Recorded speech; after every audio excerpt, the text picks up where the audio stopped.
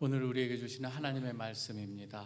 먼저 로마서 3장 21절 읽은 후에 로마서 4장 13절에서 16절 읽도록 하겠습니다. 먼저 3장 31절을 한 목소리로 같이 읽겠습니다. 시작.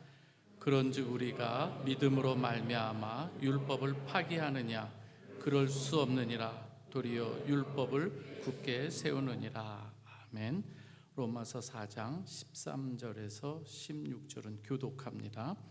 아브라함이나 그 후손에게 세상의 상속자가 되리라고 하신 언약은 율법으로 말미암은 것이 아니요 오직 믿음의 의로 말미암은 것이니라.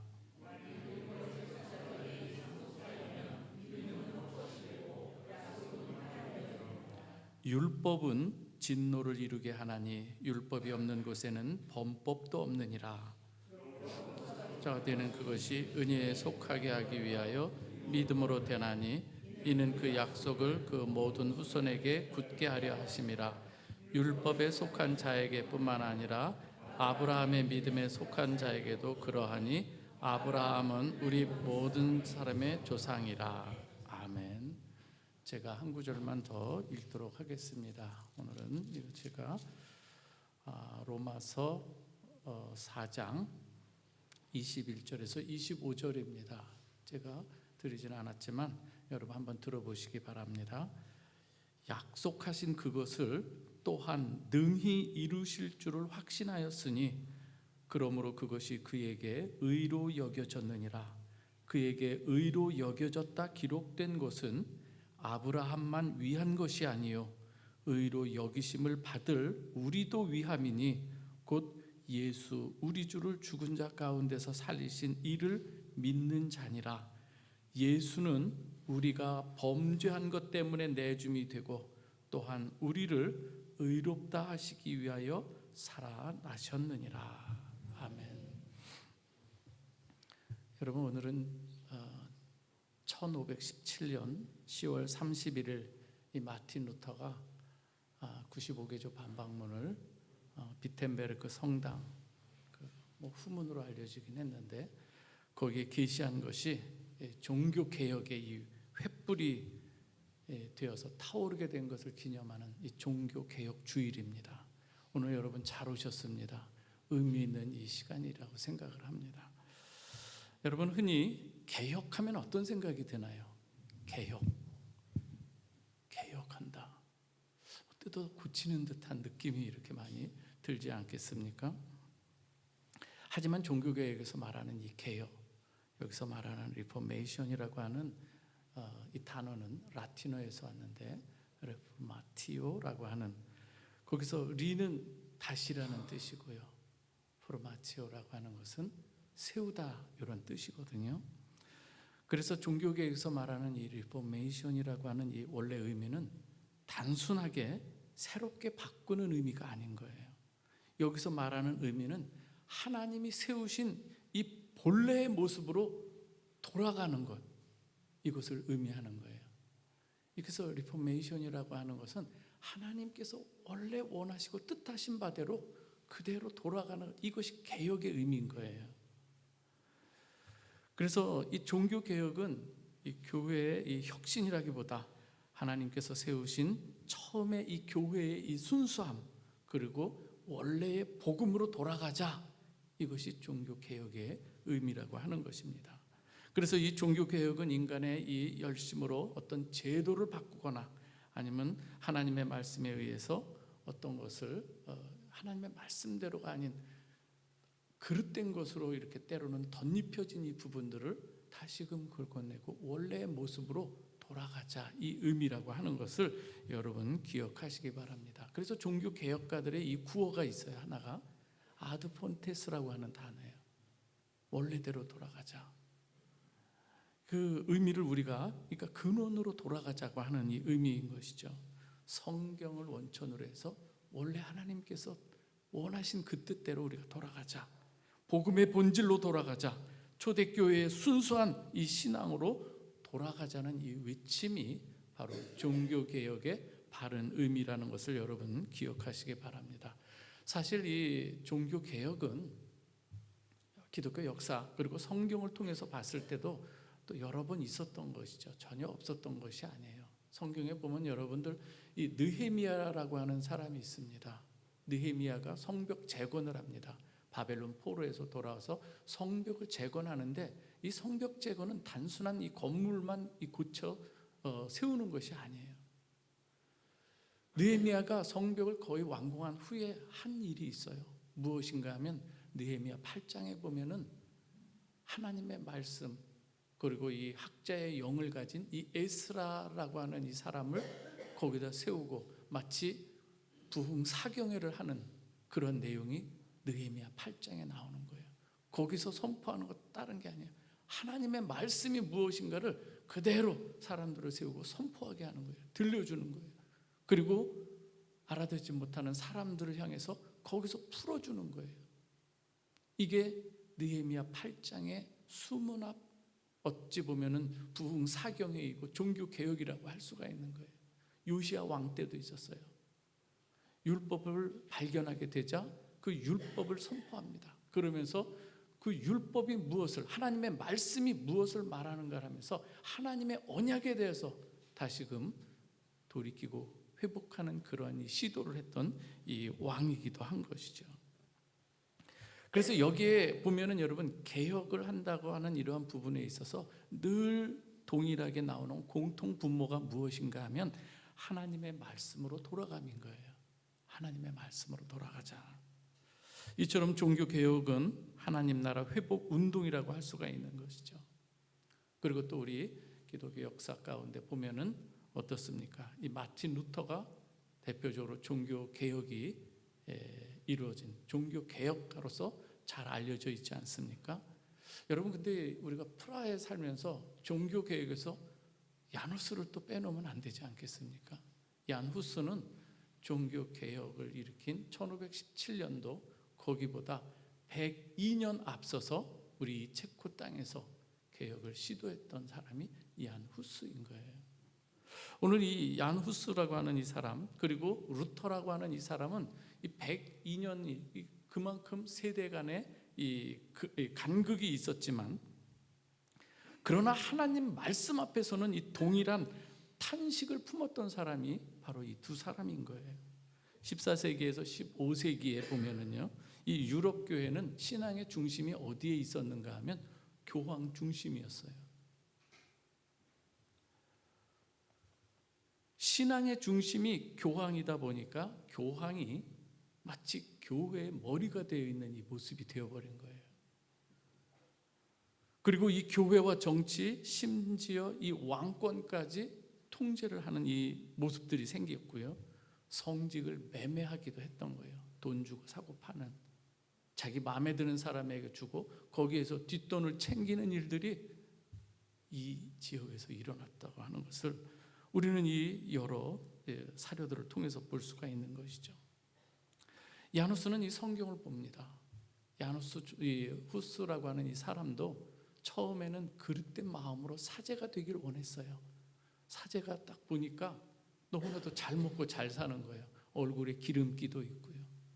그래서 나도 이 가난을 좀 어떻게 좀 벗어버리고자 그러면서 사제가 되고 싶은 마음이 있어요.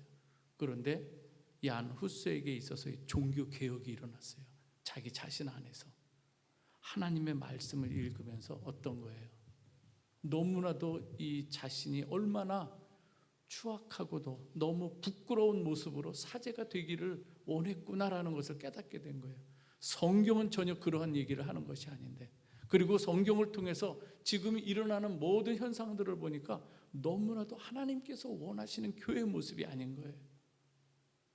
어떻게 구원을 그 당시에 벌써 어떻습니까? 십자군 전쟁을 빙자로 해서 면죄부를 팔면서 그 돈을 받고 구원, 그리고 어떤 연옥에 있는 이 사람들이 천국으로 들어갈 수 있다고 하면서 이 돈을 받고 이것을 매매하는 이런 일들이 과연 하나님이 보시기에 기뻐하실 일인가? 이것은 아니다라는 거예요. 그것을 이 얀 후스는 깨닫고 여기서 정면으로, 그리고 교회의 머리는 교황이 아니라 예수 그리스도, 오직 예수 그리스도인 것을 거기에서 이렇게 그의 교회론을 쓰면서 그 당시에 교회론을 쓰게 된 배경들이 나와요. 거기에서 이 교회론 가운데 하나님께서 원하시는 바른 교회의 모습들을 거기서 기록해 나가는 거예요.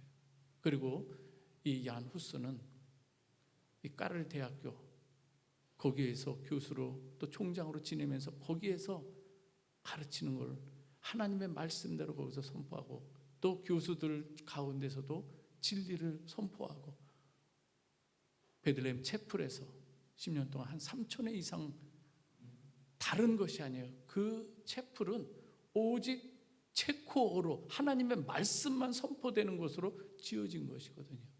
거기에서 하나님의 말씀을 선포하기 시작한 거예요.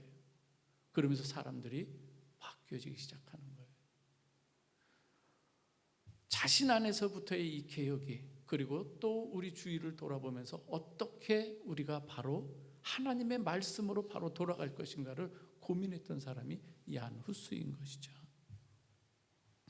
그래서 중세 교황 중심의 체제에 맞서 싸우기도 했고 그리고 이 하나님의 진리라고 하는 것을 그의 모토로 생각하고 이 체코 땅에서 하나님의 이 작은 마치 촛불처럼 타오르기 시작한 거예요. 물론 이 얀 후스도 영국 존 위클리프의 영향을 받습니다. 위클리프도 영어로 성경을 번역했어요. 얀 후스도 체코어로 번역하고 체코어로 철자를 개량하기도 하고 체코어로 설교를 하면서 부흥이 일어났던 거예요.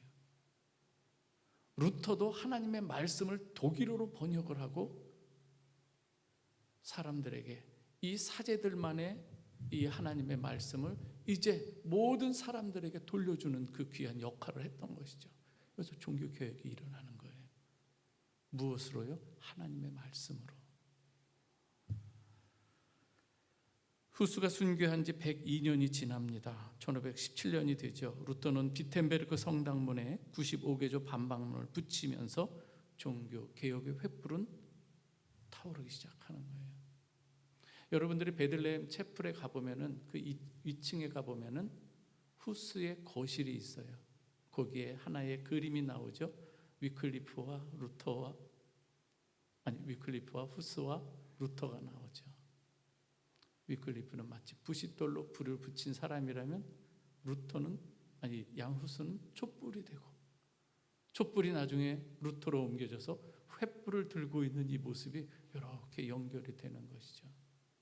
사실 종교 개혁이라고 하는 것은요, 이렇게 후스와 루터를 얘기하지만 가장 먼저는 우리 주님이 하셨어요. 주님이 하신 거예요. 우리 주님도 성전에 딱 들어가셨는데 이것은 하나님께서 원하시는 성전의 모습이 아닌 거예요. 그래서 성전의 모든 이 사고 팔고 그래서 시장터가 되어버린 이 성전과 그리고 이 강도의 구렬이 된 이 성전을 우리 주님께서 다 뒤집어 엎으시는 거예요. 만민의 기도하는 집이 어떻게 이렇게 되었느냐. 우리는 이것을 좀 더 거슬러면 물론 에덴 동산에서도 하나님이 중심이 되어서 살아가야 될 그곳에서 아담과 하와가 어떻습니까? 자기가 하나님과 같이 되려고 할 때 거기서부터 일어나는 이 모든 이런 이 과정들이 쭉 이어져 오게 된 것이죠. 사랑하는 우리 성도 여러분, 오늘 이렇게 루터가 깨달은 것도 후스가 깨달은 것도 위클리프가 깨달은 것도 다 보면 하나님의 말씀인데요. 진리의 말씀입니다. 그리고 이 로마서 1장 17절에 이 바울도 하나님의 이 말씀을 여기에서 깨닫게 되는 것을 볼 수가 있습니다. 그러면서 진리를 선포하기도 했고요. 루터는 거기에서 또 깨닫게 되면서 어떻게 해요? 말씀드린 대로 종교 개혁을 시작하게 되는 것이죠. 오늘은요, 복음에 나타난 이 하나님의 의에 대한 세 번째 질문에 대해서 같이 나누고자 합니다. 그동안 우리 오늘까지 3주에 걸쳐서 첫 번째 질문이 있었어요. 복음에 나타난 하나님의 의를 로마서 1장 17절에서 오직 믿음은 하나님의 복음에 나타난 의로 말미암아 믿음으로 말미암아 살리라 함과 같으니라, 이러한 명제가 있는 가운데 어떻게 우리가 살게 되었는가? 그러면서 시작된 게 어떻습니까?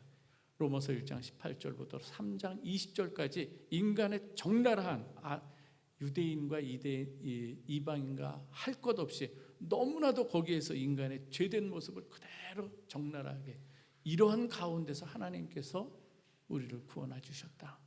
그것이 바로 복음에 나타난 하나님의 의로 말미암은 것이다. 이렇게 이야기를 하는 거예요. 그런데 여기서 사람들이 질문할 것을 생각하는 거예요. 누가? 바울은. 그러면서 질문이 나올 수 있는 것을 수사 의문문 형식으로 한 3가지를 짚어내는 거예요.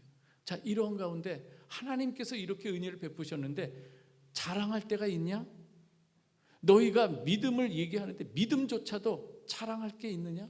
믿음은 누가 준 것이냐? 하나님께서 주신 것 아니냐? 은혜를 인하여 믿음으로 말미암아 구원을 얻었나니 이것이 바로 하나님의 선물 아니냐? 자랑할 때가 있느냐? 없다라는 것을 하나 짚어냅니다. 2번째 질문이 무엇입니까? 지난주에 같이 나눴던 유대인만의 하나님이냐? 아니다. 그럴 수 없다. 그럴 수 없느니라. 이방인의 하나님도 되시니라예요. 여러분, 하나님의 마음에 유대인과 이방인의 나눔이 있었겠습니까, 여러분? 하나님께서 아브라함을 택하신 것은 아브라함을 통해서 온 족속에게 하나님의 그 뜻, 복음을 알리기 위한 것이 하나님의 계획 아니겠습니까? 그런데 유대인들은 때로는 선민의식에 사로잡힌 거예요. 유대인만의 하나님이냐? 로마 교회 공동체 안에 유대인도 있고 이방인들이 있는데 유대인만의 하나님이냐? 아니다. 이방인의 하나님도 되신다. 여러분들이 잘 아는 탕자의 비유라고 알려진 누가복음 15장에 나오는 내용이 있지 않습니까? 여러분, 거기에서 큰아들과 둘째 아들이 나옵니다. 큰아들과 둘째 아들의 신분 종족으로 따지면 어떻게 됩니까? 거기에서 그 비유를 주게 되는 배경이 나오지 않습니까? 누가복음 15장 1절과 2절에서 보면 세리와 죄인들이 우리 주님 앞에 나와서 말씀을 듣기 위해서 나오고 주님과 함께 식사를 합니다. 그때에 어떻습니까? 바리새인과 서기관들이 보면서 어떻게 죄인들과 함께 식사를 할 수 있느냐 하는 거예요. 바리새인들, 유대인들의 입장에서는 세리와 죄인들에게 있어서는 복음을 전할 가치가 없는 자들인 거예요. 이방인들에게는요. 여러분, 거기에서 나오는 큰아들과 작은아들의 신분을 좀 따지자면은 거기서 나오는 둘째 아들, 먼 곳에 가서 모든 걸 가산을 탕진하고 돌아온 이들은 누구를 지칭하고 누구를 상징하는 것이겠습니까? 세리와 죄인들, 지금 주님과 식사하는 이들, 아버지의 하나님의 마음을 품고 그들을 맞이하는 그러한 이 우리 주님, 이것을 이야기하는 거 아니겠습니까? 큰아들이 문제인 거예요. 내가 아버지 앞에서 내가 어김이 한 번도 아버지의 명을 어김이 없었거늘, 그렇죠? 내가 이렇게 열심을 일했는데 어떻게 나에게는 하나 소 한 마리 잡아주지 않던, 그런데 어떻게 탕진하고 돌아온 저 둘째 아들에게 소를 잡아주고 반지를 끼워주고 신을 신겨주고, 지금 큰아들 누구를 지칭하고 있는 거예요? 유대인들 아니겠어요? 이걸 알아야 돼요. 아버지 하나님은요, 큰아들과 둘째 아들을 같이 품고 싶은 거예요. 이걸 모르는 거예요. 유대인만의 하나님이냐? 어느 특정한 민족, 어느 특정한 사람만의 하나님이냐? 아닙니다. 이방인의 하나님도 되시는 줄 믿으시기 바랍니다. 그래서 우리가 여기 이방인인 우리여도, 혈통적으로 이방인인 우리였지만, 그러나 하나님께서 우리를 부르시고 택해 주셔서 하나님의 자녀된 줄 믿으시기 바랍니다. 이게 은혜 아니겠습니까? 마지막 3번째 질문인 거예요. 그렇다면 믿음으로 말미암아 그럼 율법이 파기되는 겁니까? 율법을 파기하느냐? 그럴 수 없느니라요. 그럴 수 없느니라. 오히려 율법을 굳게 세우느니라. 그러면서 또 아브라함의 예를 첫 번째부터 두 번째, 세 번째에 이르기까지 아브라함을 예로 들고 있는 것이죠. 오늘 한번 우리 세 번째 질문을 한번 좀 같이 한번 읽어보도록 하겠습니다. 로마서 3장 31절입니다. 시작. 그런즉 우리가 믿음으로 말미암아 율법을 파기하느냐? 그럴 수 없느니라. 도리어 율법을 굳게 세우느니라. 율법주의자들이 가질 수 있는 생각들인 거예요. 아니 그렇다면 믿음으로 그렇게 구원을 얻는다면 율법이 무용론 아닌가? 여러분 오해하면 안 됩니다. 우리 주님께서도 말씀하시는데 율법 무용론자가 아니에요. 율법 폐기론자가 아니라는 거예요. 그렇다고 율법주의자가 되는 더욱 안 되는 것이죠. 조금 더 살펴보도록 하겠습니다. 그래서 오늘 이 율법을 폐기하느냐라는 이 질문을 가질 수 있는 걸 바울이 알아요. 그렇기 때문에 이 질문을 수사의문식으로 질문한 다음에 대답을 해주는 거예요. 그래서 복음이란 이런 것을 정확히 짚어주고 있는 이 모습인데요. 이에 대한 바울의 대답은 아주 단호합니다. 그럴 수 없느니라. 도리어 율법을 굳게 세우느니라예요. 여기서도 말하는 이 세우다고 하는 것은 목적을 이룬다는 거예요. 율법이 가지고 있는 그 율법의 뜻에 합당하게 거기에 모든 것을 완성해 간다고 하는 이 의미인 거예요. 이 믿음이라고 하는 것은 율법을 버리는 것이 아니라 폐기하는 것이 아니라 율법이 가리키는 목적. 여러분 율법의 기능이 무엇입니까? 죄를 드러내는 것 아니겠습니까? 우선적으로요.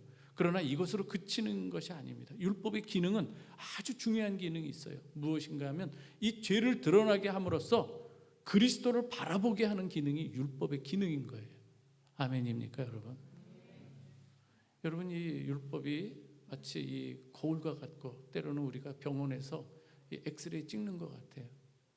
엑스레이 찍으면 그 다음에 어디로 가야 돼요? 뭐 문제가 생겼어요. 의사한테 가야 되는 것 아니겠습니까? 오늘 여기서 3장 20절에도 나와요. 율법은 죄를 깨닫게 하고 인간이 하나님의 의에 도달할 수 없음을 철저하게 깨닫게 하는 것이 율법인 거예요. 그래서 율법이라고 하는 것을 잘못 오용하면 율법을 가지고 구원을 이루는 수단으로 사용하는 사람들은 큰 문제가 있는 거예요. 율법은 구원의 수단으로 준 게 아니라 구원받은 자에게 하나님의 자녀된 이 자녀들이 마땅히 살아야 될 모습에 대해서 기록한 것이 율법인 거예요. 그것을 구원의 조건으로 바꿔버리는 사람들이 우리 주님 당시에 이 유대인들, 서기관, 바리새인들이었던 거예요. 그래서 그것으로 사람들에게 가르치고 구원을 이걸 해야 할례도 받아야 구원 얻는다고 하니까 우리 주님께서 마태복음 23장에서 너희는 너 스스로도 천국에 들어가지 못하고 그렇게 가르치는 일로 하여금 천국에 다가오는 사람들 네가 막고 서고 있다. 화 있을 진저요. 이렇게 이야기하는 거예요. 말씀드린 대로 율법의 아주 중요한 기능 중에 하나가 무엇인가 하면 이 율법을 깨닫게 함으로써 나는 어떠한 것으로도 하나님의 의에 도달할 수 있는 그 가능성은 제로인 걸 알고 다른 의를 율법이 아닌 다른 의, 복음이 나타난 하나님의 의, 그리스도를 붙들게 하는 기능이 있다고 하는 것이죠. 한번 같이 읽어보도록 하겠습니다. 갈라디아서 3장 24절에서 25절입니다. 우리 한번 같이 읽어봅니다. 시작. 이같이 율법이 우리를 그리스도께로 인도하는 초등교사가 되어 우리로 하여금 믿음으로 말미암아 의롭다함을 얻게 하려 함이라. 믿음이 온 후로는 우리가 초등교사 아래 있지 아니하도다. 뭐가 온 이후에요? 믿음이 온 이후에는 우리 주님이 오셨는데 여전히 율법의 의를 붙들고 있어서는 안 된다는 거예요. 복음에 나타난 그 하나님의 의를 붙들어야지. 율법은 예수 그리스도께 인도하는 초등교사라는 거예요. 이제 주님의 손을 붙들었으면 이제 뭘 놔야 돼요? 이것을 이야기하고 있는 거예요. 우리 주님께서도 율법에 대해서 이렇게 분명하게 말씀합니다. 우리 같이 한번 읽어보겠습니다. 마태복음 5장 17절에서 18절 말씀입니다. 시작. 내가 율법이나 선지자를 폐하러 온 줄로 생각하지 말라. 폐하러 온 것이 아니요 완전하게 하려 함이라. 진실로 너희에게 이르노니 천지가 없어지기 전에는 율법의 1.1획도 결코 없어지지 아니하고 다 이루리라. 우리 주님 이 율법을 이루기 위해서 오셨다는 거예요. 그리고 아주 중요한 말씀을 더 덧붙입니다. 20절이에요. 다시 한번 읽어보겠습니다. 시작. 내가 너희에게 이르노니 너희 의가 서기관과 바리새인보다 더 낫지 못하면 결코 천국에 들어가지 못하리라. 제자들을 향해서 이렇게 말하는 거예요. 여러분, 지금 이 산상수훈을 이야기하는 가운데 있는 거예요. 그 가운데 지금 아주 중요한 말씀을 하고 있어요. 너희 의가 서기관과 바리새인보다 더 낫지 못하면, 여기서 더 낫지 못하면은 율법을 좀 더 누가 잘 지키느냐, 그 안에서의 비교급이 아닌 거예요. 더 낫지 못하면은 율법 안에서의 비교급이 아니라 율법을 통해서 의롭게 여김을 받으려고 하는 그들과는 다른 차원의 의를 가지고 있어야 너희가 천국에 들어갈 수 있다고 하는 거예요. 너희 의가, 거기서 말하는 너희 의는 어떤 의예요? 이제는 복음에 나타난 하나님의 의인 거예요. 예수 그리스도를 통해서 하나님께서 거기에 모든 사랑을 쏟아 부어주셨고, 십자가를 통해서 주님의 의로우심과 공의로우심과 사랑이 거기에 녹아나 있는, 이것을 통해서 너희가 구원 얻는 것이지 다른 의로 얻는 것이 아니다. 이것을 말씀하는 줄 믿으시기 바랍니다. 이것을 또 아브라함의 예를 통해서 이야기를 하고 있는 거예요. 여러분, 아브라함은 다시 말씀드리지만 율법이 있기 전에 한 400년 전의 사람 아니겠습니까? 율법은 그 이후에. 근데 이미 하나님께서 말씀하신 것을 믿음으로 받아들이는 거예요. 하나님께서 이루실 줄로, 능히 이루실 것을 저는 믿습니다 할 때 하나님께서 그를 의롭다 여기셨느니라, 이 말씀을 하는 거예요. 그것이 로마서 4장 21절의 말씀인 거예요. 그가 믿은 것은 약속하신 그것을 능히 이루실 줄을 확신하였습니다. 아브라함의 믿음, 이 때가 어느 때인가 하면은 아브라함이 이제는 생식 능력이 다하고 사라도 마찬가지예요. 이제는 인간의 어떠한 것으로도 얻을 수 없는 이 후사, 그러나 하나님께서 역사하실 것이라는 것을 이야기할 때에 인간이라고 하는 것은 참 연약해요. 아브라함이 그토록 하나님께서 은혜를 베푸시고 믿음을 끌어오셨는데 99세가 되었는데도 아직 하나님께서 약속하신 것을 온전히 신뢰는 못합니다. 사라는 심지어 웃기까지 합니다. 휘장 뒤에, 커튼 뒤에 가서 웃습니다. 아니, 내가 어떻게 아기를 낳을 수 있냐고. 그런데 분명히 말합니다. 명년에 내게 아들이 있을 것이다. 나중에서야 다 이루어진 다음에 아브라함이 고백하는 거예요. 그리고 나중에 아들 이삭을 바치라 할 때에 하나님께서는 없는 것에도 있게 하시는 그 능력이 있으시는 분이구나. 이제는 하나님이 말씀하시는 것은 언제나 그 뜻대로 그 능력을 가지고 분명히 이루시는 분이시구나. 이걸 깨달으면서 아들 이삭을 내어주는 거예요. 그러면서 이 이삭을 내어주더라도 하나님께서는 이삭을 통해서 후사를 이루신다고 했으니, 지금 내가 하나님 앞에 드려서 이 이삭이 죽는 한이 있어도 하나님은 분명코 이 이삭을 죽음 가운데서 살려서라도 하나님의 언약은 이루어 주실 것이다. 이것을 누가 믿게 되는 거예요? 아브라함이 믿는 거예요. 여러분, 이 믿음은 누가 키워준 거예요? 하나님이 키워준 거예요. 그래서 하나님의 믿으심이 아브라함의 믿음을 이끌어내신 줄 믿으시기 바랍니다. 이것을 그대로 이 아브라함의 이 하나의 본보기가 아브라함만 위한 것이 아니요, 그래서 우리에게 주는 말씀인 거예요. 우리 한번 같이 읽어보겠습니다. 로마서 4장 23절에서 24절이에요. 같이 읽어보겠습니다. 시작. 그에게 의로 여겨진 것은 그만 위한 것이 아니요 의로 여기심을 받을 우리도 위함이니 곧 예수 우리 주를 죽은 자 가운데서 살리신 이를 믿는 자니라. 아멘입니까? 그래서 아브라함을 여러분 자체가 믿음에 좋아서가 아니라 내가 어떻게 너희를 믿음으로 이끄는 줄 아느냐? 아브라함을 하나의 예로 들어서 보여주시는 거. 그래서 믿음의 조상인 것이지 아브라함 자체가 처음부터 믿음이 좋은 게 아니에요. 우리도 마찬가지 아니겠습니까? 사랑하는 우리 성도 여러분, 하나님께서 우리에게 이렇게 사랑하시고 인도해 가신다고 하는 것입니다. 우리의 의는 오직 예수 그리스도의 죽음과 부활을 믿는 이 믿음으로 세워진다고 이렇게 말하는 것이죠. 그러면서 25절에서 다음과 같은 결론을 내는 거예요. 그래서 한 단원이 마지막으로 4장 25절에서 마무리, 아주 거기에 하나의 활용 점점과 같이 찍고 5장으로 넘어가는 거거든요. 25절 같이 한번 읽어보겠습니다. 시작. 예수는 우리가 범죄한 것 때문에 내줌이 되고 또한 우리를 의롭다 하시기 위해 살아나셨느니라. 예수님께서는 율법의 요구를 당신의 순종과 십자가의 죽음으로 온전히 이루신 줄 믿으시기 바랍니다. 그 복음에 나타난 하나님의 의가 우리의 의가 된 거고요. 그리고 우리를 의롭다 여겨 주신 것입니다.